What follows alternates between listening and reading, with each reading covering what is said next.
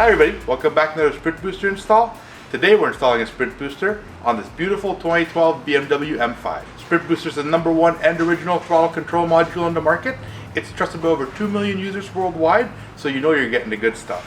If you want to learn more, head on over to sprintboosterusa.com, check out our wide list of applications, and see which Sprint Booster is right for your car. So the first step in install is to open your driver's side door and take your key fob, and then you put it 10 feet away from your car and wait another 10 minutes. That way your CAN bus system can reset.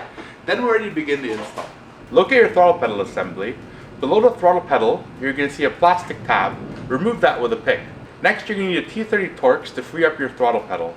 Behind there, you're going to see the clip to the harness. Unplug that clip and plug the Sprint Booster in line. Next, plug your controller into the Sprint Booster, then run it up to your dash.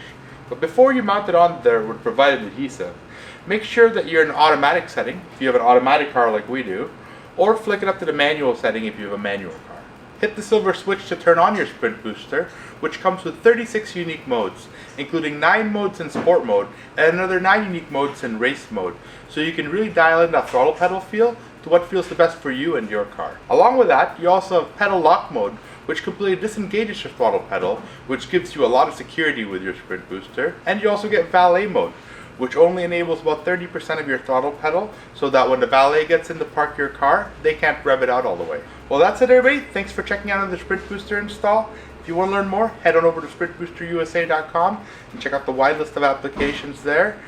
If you like what you saw here, let us know down in the comments and tell us what other cars we should install a Sprint Booster on.